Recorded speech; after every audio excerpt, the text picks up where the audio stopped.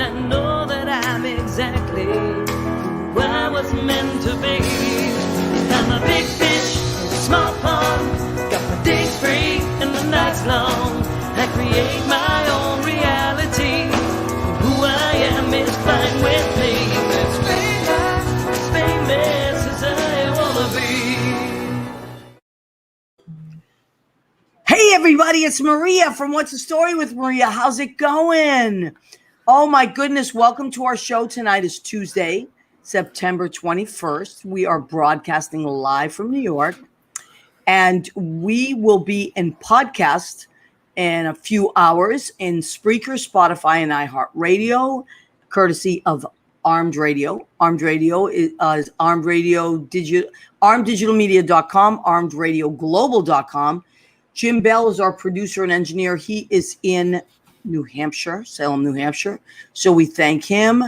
And we are so happy to be here. It is September, one of my favorite months. Actually, October is really my favorite month. But I got to say, September skies this year, oh my God, the weather has been so crazy. And today was so beautiful. The last few days have been so beautiful in New York. So we're very happy that that is coming. We have like a little shift in all that warm weather.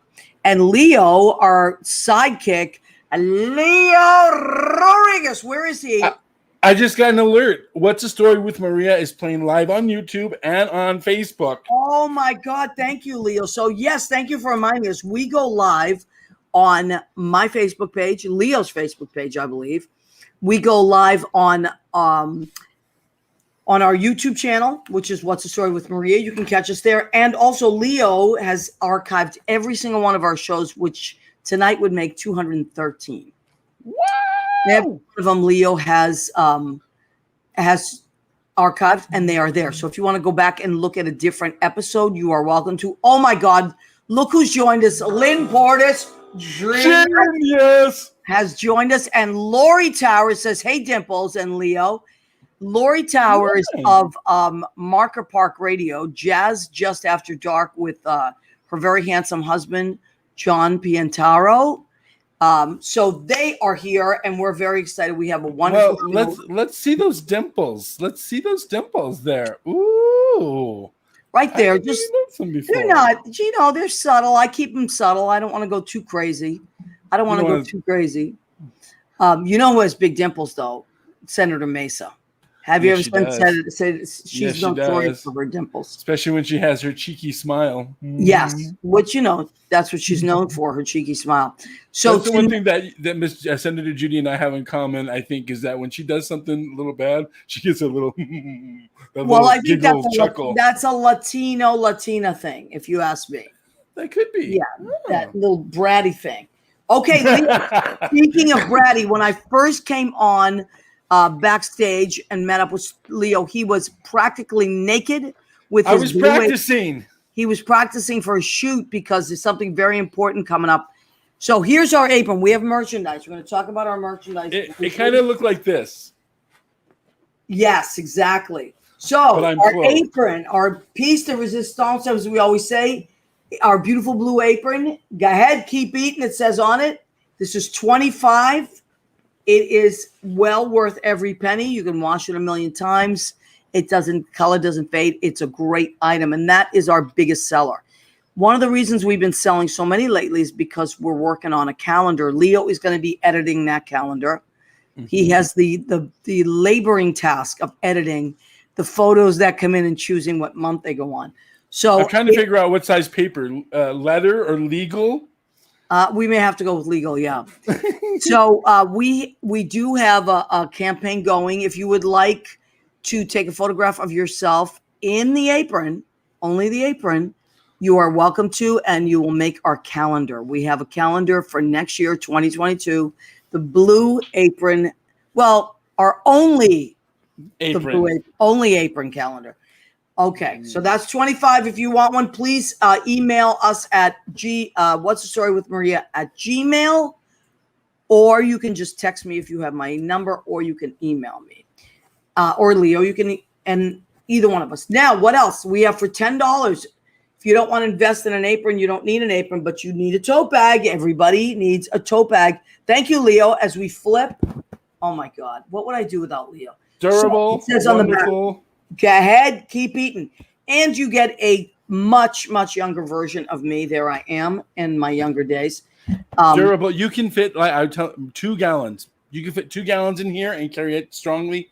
Vegetables, all kinds of stuff. Leo, you've done it. You've done it. Yeah, I usually use it for I use it for a lot of different things, but So that parched. is a tote bag. It's 10. Oh wow. I'm parched.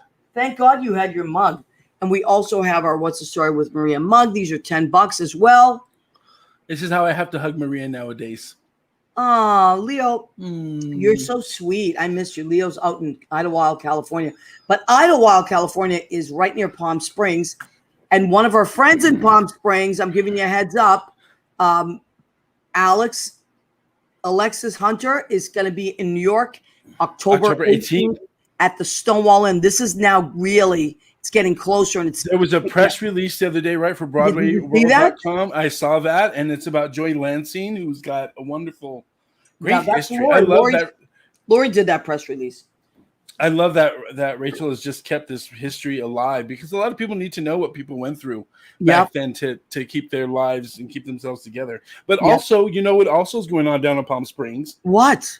Terry Ray and Mel England are back doing electricity. I know, which is amazing. And they were on a big billboard today. Did you see that? I saw that. I have to go drive by. We're going down there tomorrow, so I'm going to see if I can drive by that billboard. Oh, my God. Yes. And see if you can take a picture. And also my friend Paul Halloran owns Paul Bar, which is also in Palm Springs. That's one place that's on my list of places to visit, Palm Springs. Coming in 2022, Maria goes on the road to Palm Springs. You know what? It's not out of the question. It's not out of the question. Everybody listen, California's doing well. New York is doing well. We are all getting I think New York is up to 77% vaccinated. How amazing and impressive is that? So everybody else, come on, get on the stick. Yeah, come on. I'm going to have to get Italian color on everybody. Let's go. You, come on. Everybody. I'm telling you. Anyway, so I'm proud of our coach. We're doing great. Dominic has jumped on. Dominic, I know you got the apron. I told Leo that you were doing a big photo shoot coming up. Yes. A photo shoot. Well, he's in the biz, so he can get a photo shoot. Dominic was at the Stonewall Inn last night. He came to visit me and Susie. He did cause a ruckus. Hi, John. He did. I bet. Who? John Did he Bailey? sing? John Bailey is a friend of mine from California. We've got a lot more viewers coming our way from. Oh, I love that. Page. Okay, wonderful. So I say we forge ahead with our show. Tonight, I have named the show In the Garden of the Gifted. And I'll tell you why. I was talking to my wonderful friend, my musical director and best buddy in the world, Lynn Portis. And we were talking about, I love all her kids, right? They're all amazing and they all do incredible things. And Andrew, popped up in our conversation. And so I said, you know what? You think Andrew's free to come on to do the show? And she was like, I'll reach out to him. Sure enough, he was. And I'm very excited about it because I've known all of Lynn's kids since they were babies. And now they're adults and they're incredibly intelligent, successful, thriving adults. But they are beautiful human beings, more importantly than anything. So our first guest, I would like to, speaking of beautiful human beings, do we have our first guest with us? I'm right here. I made my way over. Oh my God, you made your way over. Hi, Andrew Brennan. Hello. How are you, honey? I'm doing pretty good. It's a typical Tuesday, another day after work day, going on a nightly talk show. Just I know. Did you say just another day in the life of Andrew Brennan? Of course. So, Andrew, now you, I know what you do, but tell everybody what you do. What you do for a living. Sure. So I'm a structural engineer. I work mostly throughout Long Island, a little bit in New York City. Offices based out of Smithtown. Just a usual kind of 9 to 6 nowadays, because the office work never ends. But no, for the most part, I do a lot of structural work, structural design, building new homes, a few different commercial buildings. It usually depends on the day. And a lot of my job is mostly going out either inspections or, staying in the office, making sure I can, make sure all 4 walls are standing up on that building going on next door. Oh, my God. Thank you. Thank you for doing that so that the rest of us can not worry about things of that nature. Of course. And you also, your specialty is also like earthquakes and making sure that structures are sound for earthquakes. Is that am I right? That's what I did a lot of my schoolwork on. I did a little bit of research. There was hello over there in California. I actually did a good research study on. Yeah, we just had about a 3.4 earthquake that I felt about 45 minutes before the show went on. I used to. Yeah, I live in California. It's fire or earthquake. Anyway, continue. Sorry, Andrew. No, of course, no. Hey, it's good. Leo, stay on with us because this is important. This is pertinent to you. So, Andrew, that's one of the things that you studied, right? Yeah. So to put it in really simple terms, I've tried to explain it to some people, and then I get eye rolls after a minute. Basically, my professor was really into like electrical transformers, which, as you know, the biggest problem with earthquake is when you get down power lines, down transformers, you have power outages. So essentially, she made a system when she was in her grad program about essentially installing like certain pieces of steel in certain areas of the ground to make sure that when all the shaking goes on, that the transformer can stay stable enough that it doesn't start cracking and bending. Wow. And so what I did as a continuation of her research was I said, okay, let's look at essentially like the feasibility. Like how much does it come down to if you have it installed versus if you don't? What's the cost difference? Like how much does it save over a 1 year period, a 10-year period, based on, how likely there is of earthquakes in a lot of areas. And funny enough, California was our like sample area. We tested through, I think, 2 areas around San Diego and 2 areas around, I want to say, Los Angeles. I honestly don't remember at this point, but it was what I did a lot of my research on, and a lot of it was just coming down to that idea of like, not only is this a possibility, you can spend $10 million on a product to save $10 in a day. You can make something smaller, but something that's more like, okay, if we spend $1,000 now, we might save $10,000 in 1 year or $1 million in 5 years, and that was kind of the whole basis of how worthwhile is this as a research opportunity. Wow. And I also know that like your mom fills me in on everything. By the way, Andrew's mom is Lynn Portis, so in case people just popped on, who we all know and love Lynn Portis. So, but also she talks a lot to me about, we both talk about like just where the world is going with weather, with global warming, and how you and your friends and your generation are really like you have so much knowledge about what's happening and where we're going with this. Mm-hmm. And so I personally am so grateful that people like you are doing all this research, because we really need you. And we were talking before the show a little bit, and I am one of these people, I'm a person of a certain age, but I'm okay with my age. I'm grateful for everything I've done. I'm grateful for what I'm going to do. But, a lot of times people of our generation are worried about the future because we're kind of passing the torch, right? Right. So, and here we are, people like you and your brothers and sisters, your brother and your sisters, you're the future of America.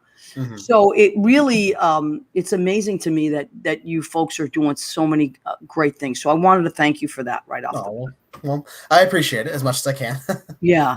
And now I want to tell one quick story, Andrew, and then I promise I'll let you talk. That by all means. This is my Andrew. I have many Andrew stories, but this is my favorite Andrew story. Mm-hmm. So one time, many, many years ago, I was doing a show with Lynn, as we often do. We're rehearsing. So Lynn says, I'm going to bring Andrew with me, if that's okay. I said, of course, I love Andrew. He's wonderful. And he was 8 years old at the time. So she brings Andrew, and Andrew just rushes in. He's adorable, gives me a hug, and she's getting ready. We're going to get ready to play some music. And she writes a few things down, and she hands it to Andrew, and she goes, okay, honey, you go do that, and we're going to rehearse, okay? So I was like, all right, great. And Andrew just goes off and rehearses, and I think, I don't know, we made him like a sandwich or something, as you would do for a kid. Mm-hmm. So he goes off, and I said, oh, what did you give him? Like, he's 8. So I'm thinking, I don't know, did you give him like Hangman or I don't know. So she said, oh, I gave him 12 algebra problems. I said, what? What do you mean you get? She's like, oh, he loves math. Andrew loves math. It's like a game to him. But Andrew, you came rushing out shortly after that with your little paper and all your algebra problems done. And I will tell you, I didn't have a clue what was on that paper, how to solve it, or even what it meant. But Andrew at 8 finished his algebra problem. So that's one of my favorite Andrew stories. So you have always been a lover of math. Is that true?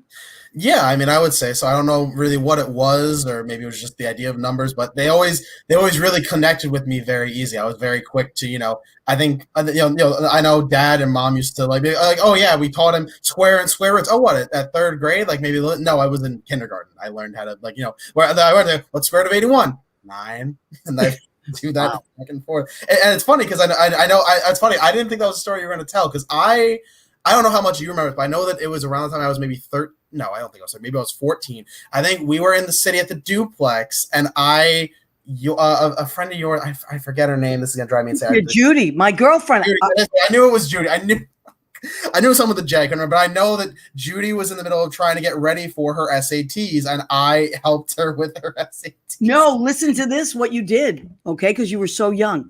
So Judy was going back to college. She hadn't been in a long time, and she was going back in because she wanted to get her degree. And she's now has 3 degrees, God bless her, and her master's in business and finance and all that. But she, in order to, re-enter college after many years, she needed to take another entrance exam and math. So she said to me, I have to find a tutor. And I said, oh, I got one for you. And I called your mother and I said, is Andrew free on Wednesday? Because Judy needs a tutor. Now, Judy was in her late 30s and you were a teenager at the time. I think you were 13 or 14. So again, your mom and I were rehearsing. We actually wrote a song that day. So we wrote a song together while you were tutoring Judy. Right. And so that's another one of my, that's why I said I have many Andrew stories. Yeah. And you tutored her, and actually she did a great job. She got in, she now has a few degrees and a master's. So thank you. Awesome. That's awesome. Thank you, Andrew. But so you said you always connected with math. It was something that you connected with. Yeah, I mean, the reality of it is that for me, like, it was fun, I mean, I used to be learning things like algebra, geometry. I used to get pulled out of class in elementary school more often than not. And I was like, okay, yeah, I'm going to do Sudoku puzzles today, or I'm going to figure out, like, how trigonometry works today. This was, I think, when I was in 4th grade. I think there was a day where, like, I don't remember. I feel like Mom probably told me about it, but I was 4th grade. I was like, I'm going to go to school. I'm going to see my friends. And I got pulled out during math. Instead of going out like in the hallway, I went out to the high school like 10, 15 minutes away because I was that. I know this at the time, like looking back, I was her like kind of senior experience, like classic, the way you do like an internship style thing, where she was coming to the school to teach me math, and then she brought me to like a classroom with her and a few of her her other students, and she had me solve like 4 trigonometry problems and explain them. And to me, it was like, oh, okay, this is different, but I'm just doing math in front of people. This is cool. And then it wasn't like looking back, maybe like a few years ago, I'm like, oh wow, like I was like her entire like internship experience for the year. Like that's really why I was pulled out as much. And like obviously, I realized that eventually at some point, but I didn't think about it in that degree of like somebody wanted to essentially like pick my brain enough to see like how I would be if she taught me math as like a high schooler. Wow. And how old were you? That was when I was in 4th grade, so I must have been 9, maybe going on 10, something 10, like yeah. that. Okay. Now also, let's talk about, I call this What I Did on My Summer Vacation by Andrew Brennan. So I remember your mom said I still remember this. That's come on. Your mom said to me, oh, Andrew has a summer job in your neighborhood. Now I live in Washington Heights. I said, oh, he does? And you live in Long Island. Yeah. And I thought, wow, that's a long way for a kid to go for a summer job. I mean, what's in my neighborhood that he could, whatever you were at that age. So she said, he's working at Columbia Presbyterian. I was like, what? How old is he? And so, Andrew, tell everybody what you did in your summer vacation. Yeah, so that's when I was 16. My school had a program. They would call it advanced science. It was like, oh, like if you want to, like, you have a specific topic, something that interests you that you want to explore outside of the classroom, you can get it set up. They help you to contact like certain researchers and professors. So I got in contact because at the time, like, and this is really funny because I really should have thought at the time, like my neighbor, I had found out just like kind of offhand. It was like one of my first days at school, like just talking to him. He was going into a classroom, like a separate room. The bill was like, oh, hey, like how you doing? Blah, blah, blah. And I found out he had ADHD. And I didn't know that at the time. I just thought, oh, okay, he's just a little bit distracted. Maybe he's just, like a little bit slow to things. I didn't really realize that he had like something like that. So I was like, oh, that's weird. I don't really know much about ADHD. And the more I read up on it, the more I heard of it, I'm like, this seems like more than it is. So I got in contact with a guy at Columbia Presbyterian. I think it's on 168th. I don't remember what avenue, but it was on 168th. And I would go there and I essentially would do like, they had MRI brain scans of people who had ADHD as compared to like a normal like test subject brain. It's like, oh, like how, like where do the waves differ? Like what's the chemical composition difference? And I don't fully know what came out of that. You know, like I was a high schooler like putting in data, but it was just, it was my idea of like, I want to learn more about this today. Isn't that so? Oh, so everybody, I hope everybody out there right now feels like an underachiever, because that's what I call it. What I did on my summer vacation by Andrew Brennan. So I just think that's wonderful. And I just remember, I don't know. I love that story. I love all the stories about you, but especially the ones that involve me. You know, well, obviously you're the one who wants to tell them. Right, of course. So, okay. So now what I do want to talk about, because it will bring in our other guests that in a few minutes. Mm-hmm. So you went to a wonderful school on Long Island in 7th and 8th grade. And you want to talk about that, and go ahead. Yeah, of course. Yeah. So I still have a very good memory about it, because I remember kind of being a bit confused during the time. No, it was in 6th grade. I was getting ready to go to middle school in Long Island. Elementary is kindergarten to 6th, and then 7th to 8th is middle, and then 9 to 12 is high school. So when I was getting ready to go into middle school, and I had gotten like what was going to be my class schedule, like I said at the time, I was doing like stuff way above. I think I had done what was algebra and geometry in 5th grade. I was learning trig by myself in 6th grade, like with mom and dad. And they were going to put me in 8th grade honors math in my first year, where I already had like state, regions exams showing that I was well above that. And so I remember like a lot of kind of arguing and figuring out what to do with that. And so I went to a school called the Long Island School for the Gifted, based out of Huntington. And they're still there to this day. I'm so glad that they exist at all. It's a school made for essentially people like me, people that, have that ability to go beyond what is maybe the typical school curriculum, but, don't have the fundamental schooling tools maybe in their district to really handle that. So I went there. I remember I had a mock day. Like I went there in like 6th grade in like March or April.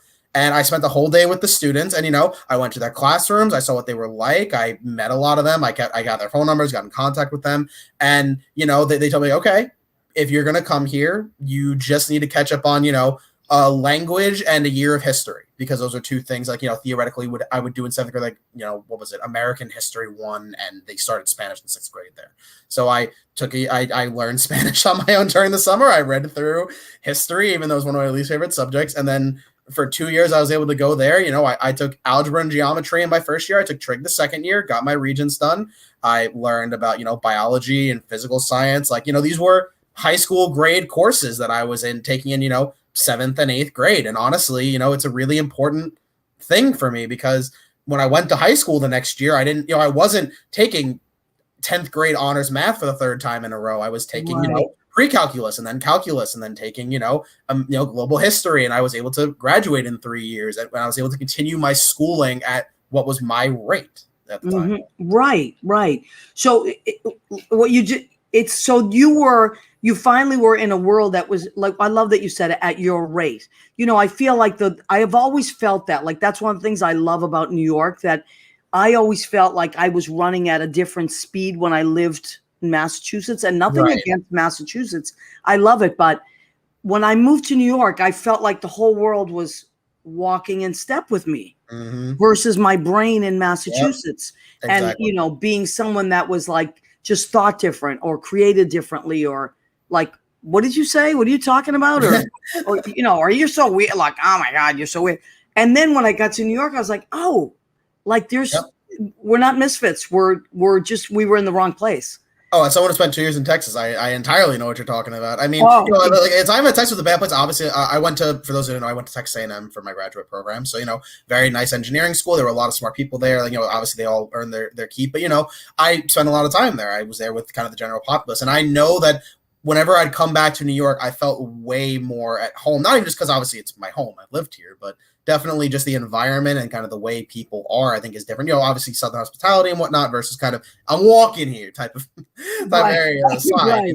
There's definitely just a big difference, I think, in the way people carry themselves. And on a daily basis, everyone has things to do. They are busy, and that's important, I think, to me. Right, absolutely. And so I just feel like I love that story about, I love all your stories, but the school, and your mom talks to me about the school, and I know that's one of the reasons I wanted to bring Roberta in, because Absolutely. she was the principal there, and it's just amazing that these places exist, and that they can water these talents, that are out there like yours. No, absolutely. No, yeah. I mean, I've obviously talked to Roberta plenty of times. Like, you obviously know that she's a friend of Mom's. So obviously any friend Yeah. of Mom's knows everything about my life. Right. Well, All joking aside, but we don't know anything about your life. We are sworn, and if we do, we're sworn to secrecy, Andrew. of course you are. Of course you are. Everybody is. You know how ladies are. You know how ladies I don't know. are. Trust me, I'm very much the same way. All right, if you tell me something in confidence, it stays there. Right.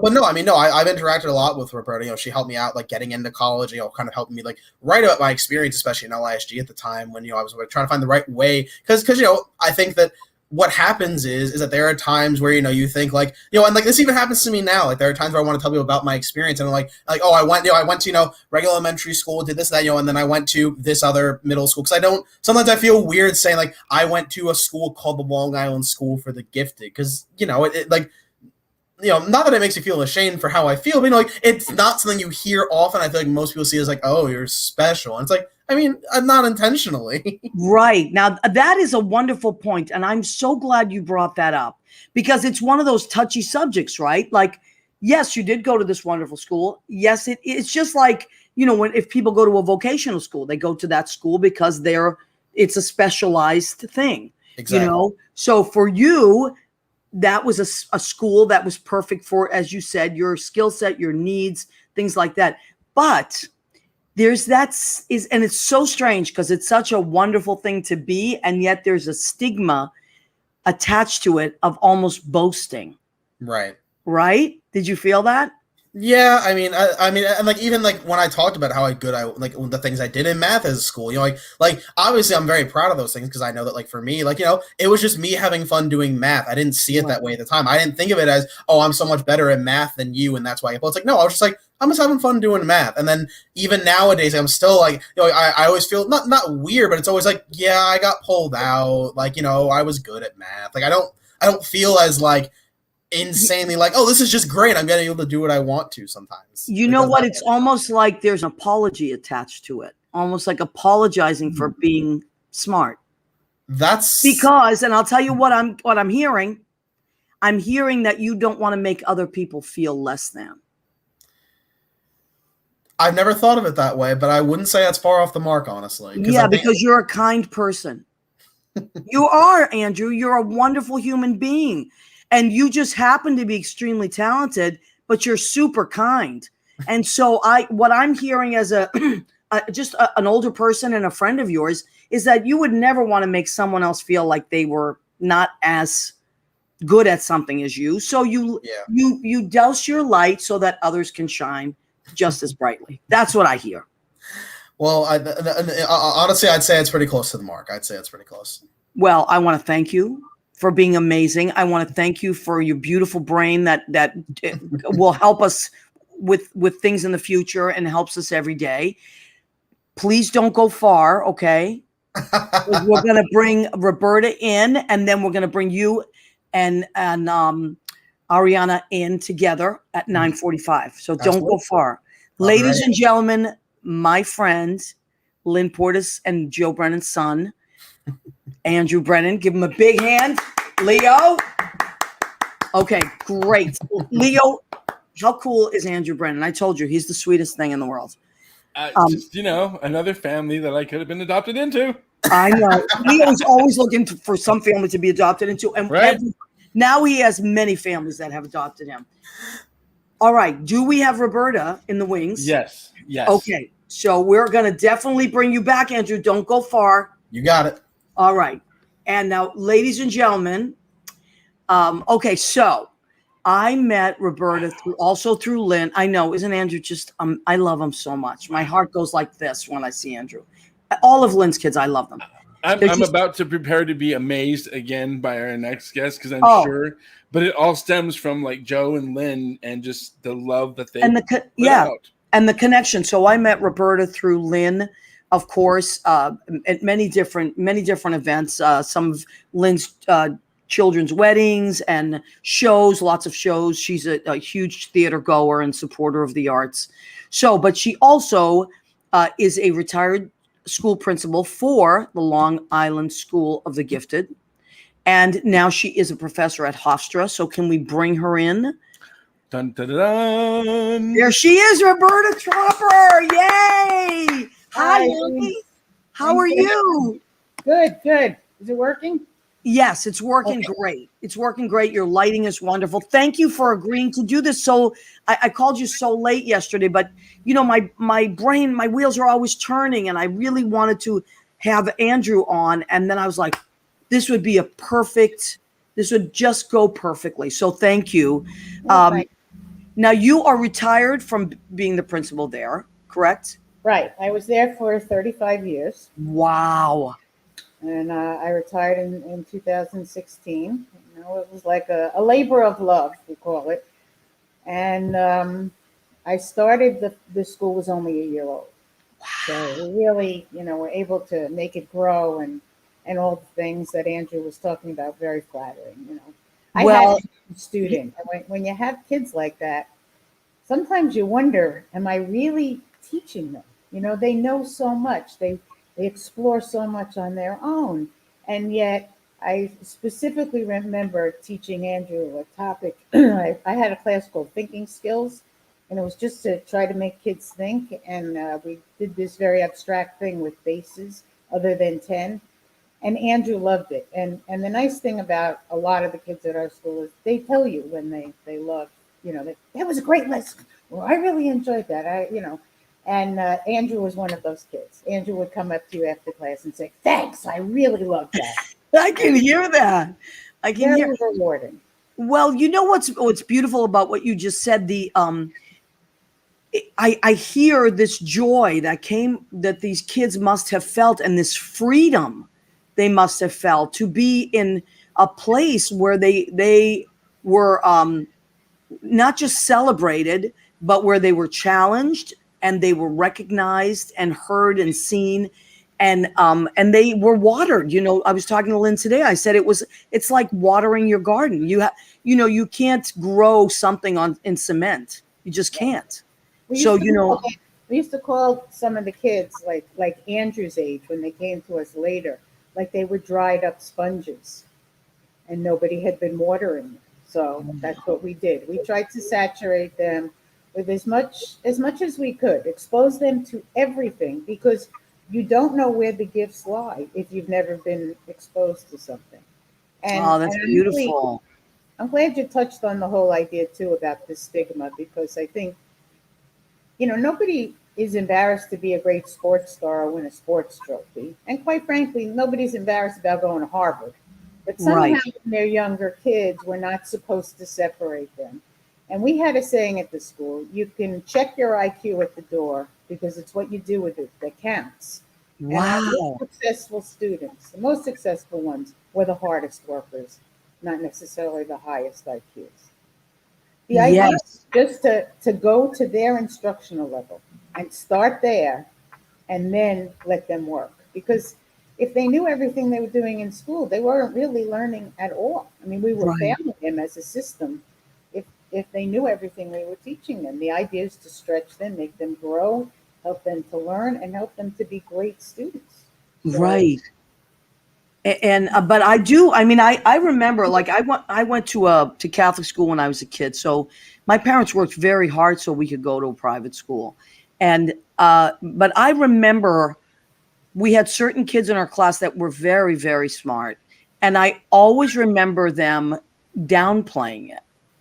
Right. Like, because sometimes the boys would pick on the smart Especially girls. Especially girls. And so that stayed with me. You know, and I was a very good student, but I wasn't like the smartest kid or anything like that. But I do remember that I had a lot of friends and they shrunk themselves. It was almost like you could physically see them, just like, if I could just be invisible and get my good grades, maybe nobody will pick on me.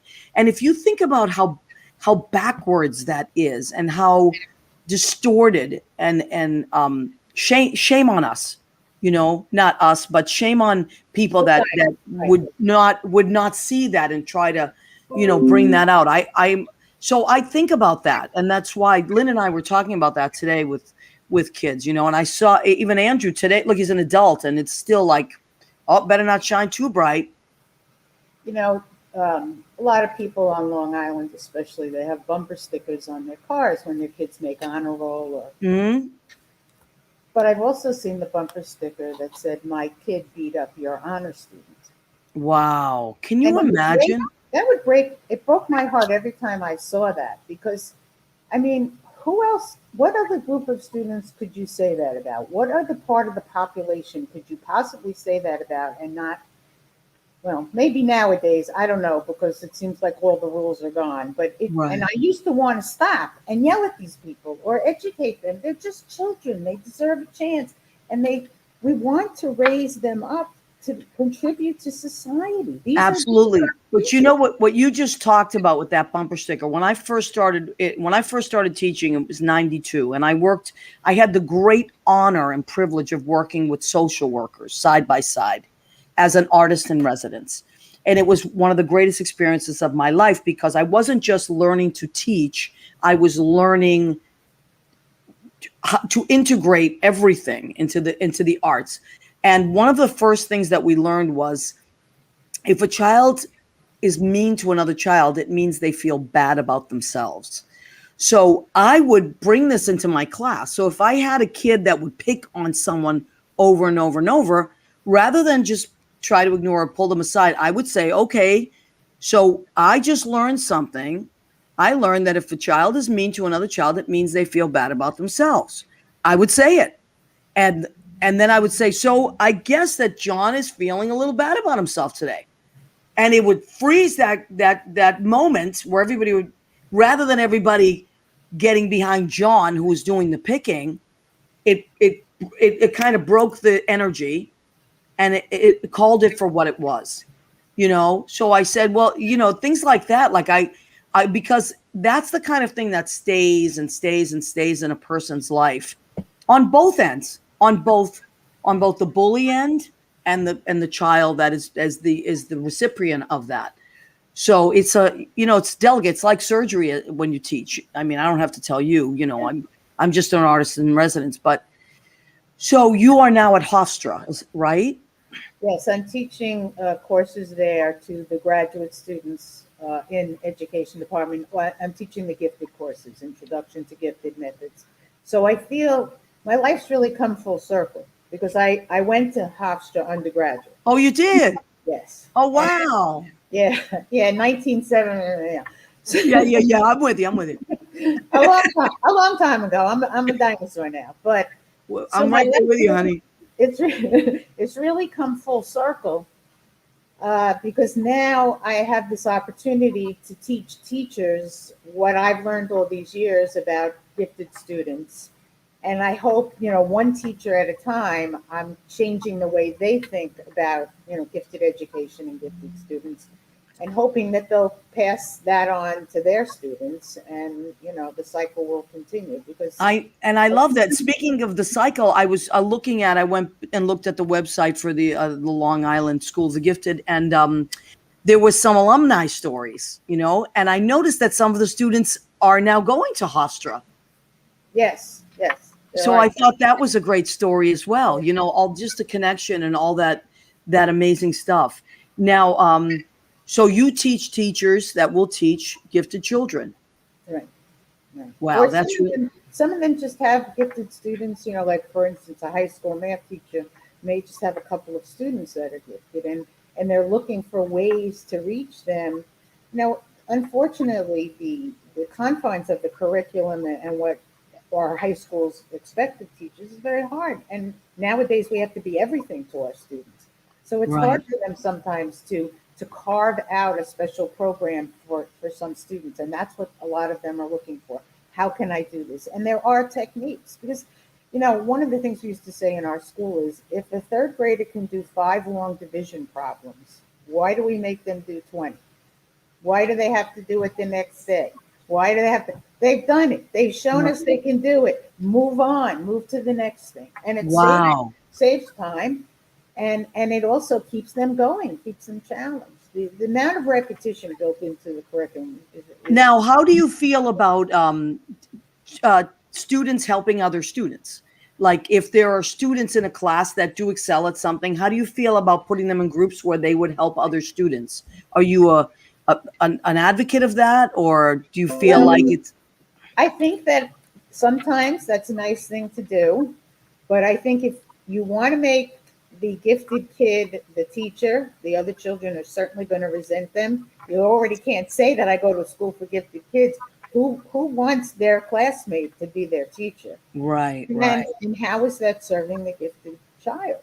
Mm-hmm. You know, I think sometimes group work is good. You know, they call cooperative learning, and yes, sometimes it's a nice tool to put a group together and say, well, you're in charge of this and you're in charge of this, and you'll lead the group. But to make kids mini teachers or teaching assistants, it doesn't serve anybody. And socially, I think, you know, look, sometimes these kids have a harder time fitting in because they're different. You know, I think when Andrew came and he walked, you know what? Okay. He said, he said, I fit here.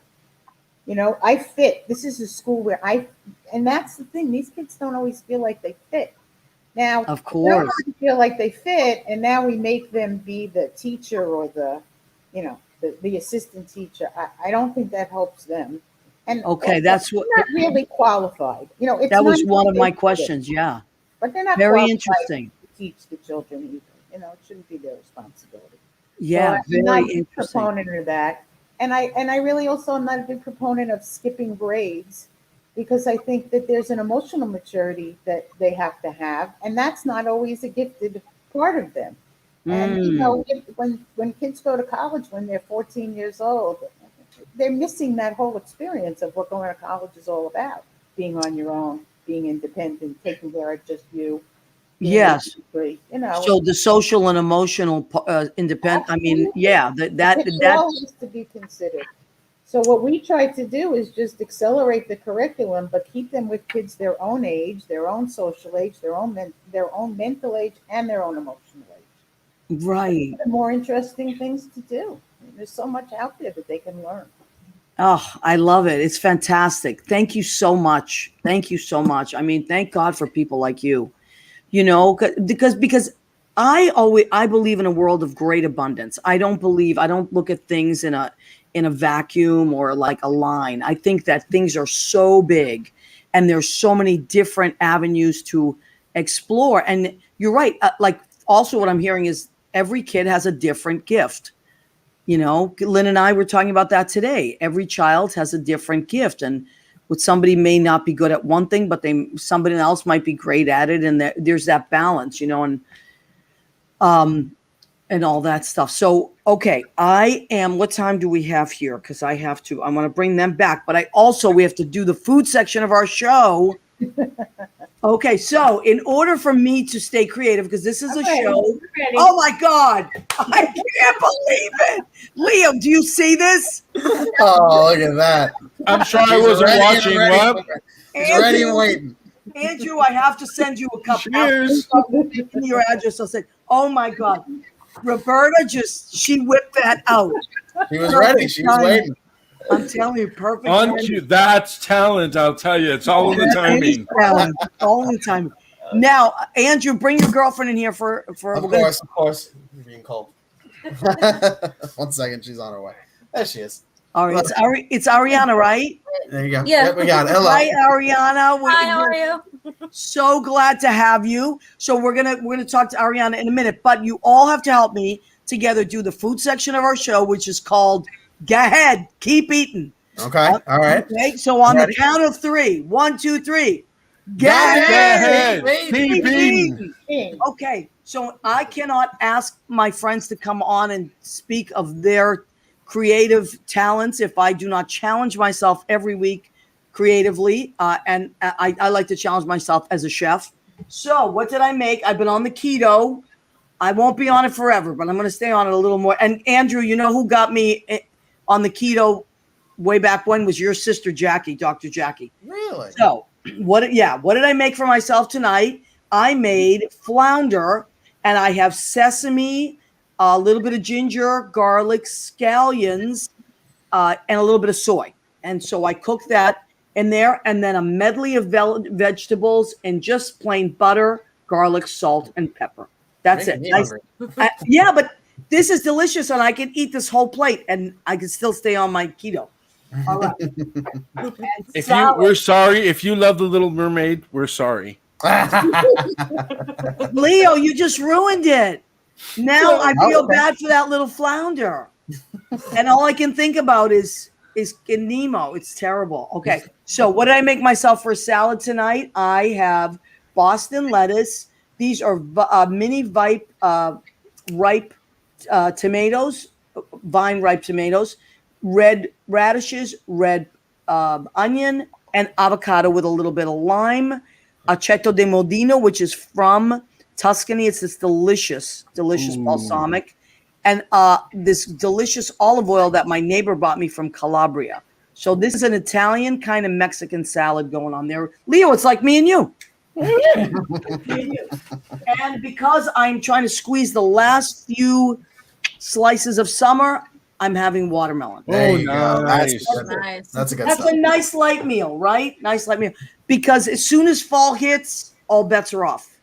Then I'm eating everything under the sun, pumpkin muffins, and I can't stop. So I'm getting myself ready. Here's Maria. Is this keto actually? What did you make, Leo? It's pork carnitas. It's Anaheim chili, serrano chili, and jalapeno salsa. What? Guacamole and lettuce on corn tortilla. So that's keto, right? Yeah. Well, if the tortillas were low carb, yes. Tortillas, but tortillas aren't bad. They're not bad. Well, they're corn tortillas and they're street tacos, so they're extra small. Oh, that's good, Leo. You're on. That's it. You're doing it. Thanks, Dr. Jackie. Dr. Jackie. I mean, Andrew, she whipped us into shape. Oh, I'd imagine. I can tell. Andrew's sister, Jackie. Dr. Jackie is actually the official doctor of What's the Story with Maria. And we're going to have her back on very soon to talk about. Good. Yeah, she's great. Okay, so now let's bring us all back in together. And we want to, Ariana, let's talk to you for a little bit. Now, you are a teacher, right? I am, yeah. And what do you teach? Right now I teach preschool special ed. Wow. So is everybody back to school? Mm-hmm. Okay. And do you think these kids, they understand that it's are they happy to be back? Do they understand why it's important they come back? You think? My students are actually right now in their very first year of preschool, so none of them have ever been in school. I don't think most of them have even ever been to daycare before. Oh my goodness. They're like pandemic kids. They're just turned 3, really little. Wow. So, and they're all actually nonverbal. Isn't that amazing? So you are literally teaching from your heart 100%. Yeah.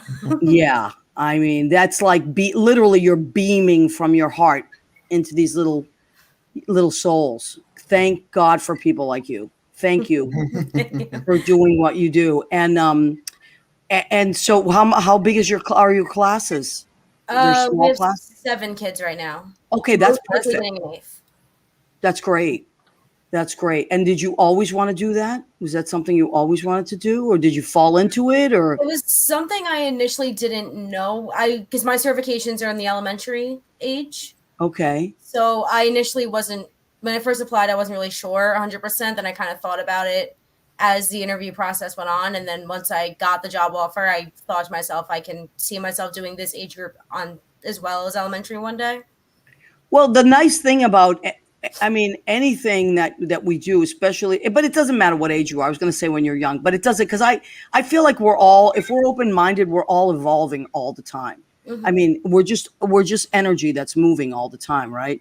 So right now you're doing this amazing work that needs to be done, but you can move in any direction you like. You know, sometimes it's just like where the wind blows you, but in the best possible way as a teacher. You know, you have to follow that heart part of yourself, you know? Right, yeah. But it's wonderful. I love teachers are my favorite people.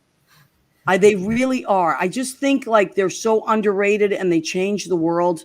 I always say that teachers are like, I remember, and I bet everyone here, including Leo, remembers all their teachers as kids, right?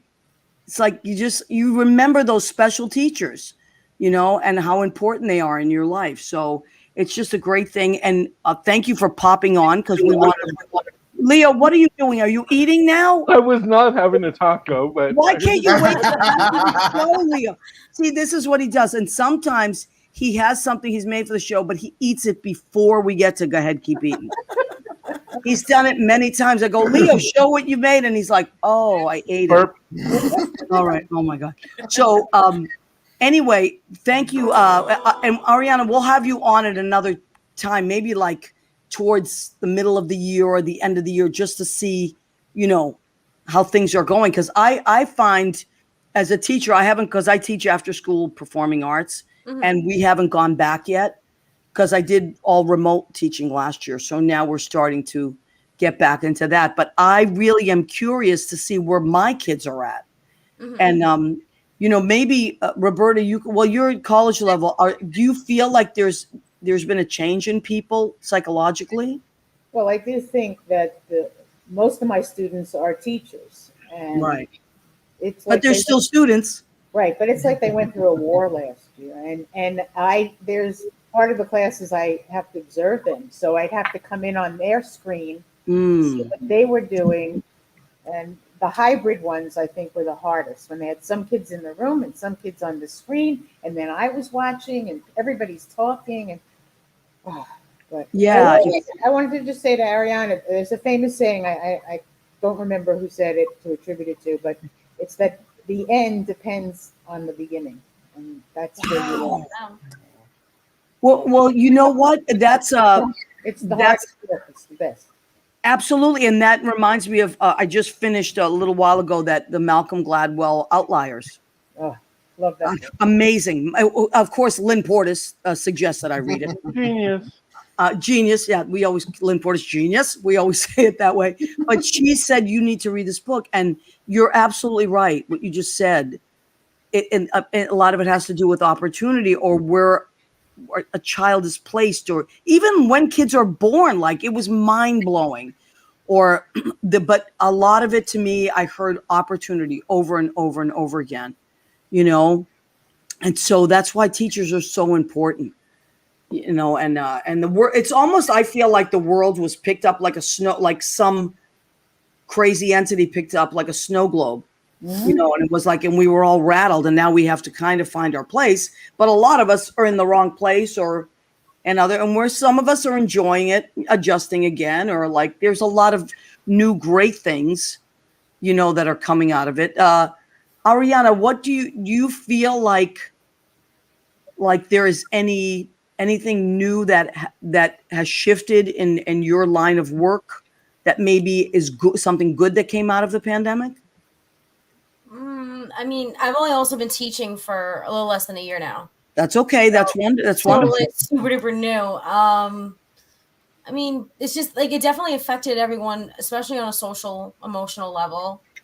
Like, from what I understand at the school I'm working at right now, during the pandemic, they were doing like Zoom meetings. I think it was twice a day, and not all the kids would participate. And like, they couldn't really understand. They were not in person, and they were seeing faces, but they couldn't, I guess, like, make the connection.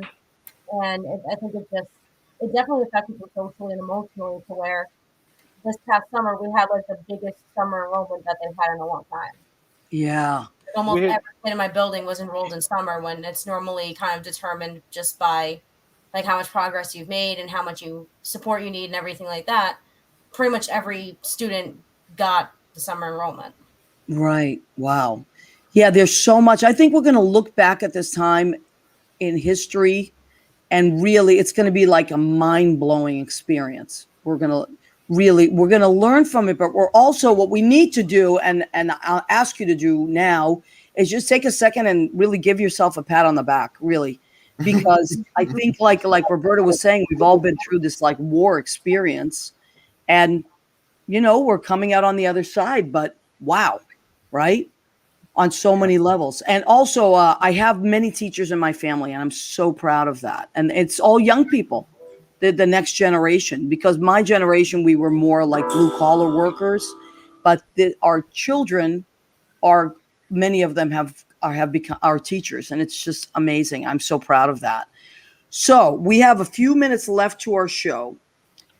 Andrew, I always ask people to send something out into the universe that's going to inspire our listeners or anyone else out there.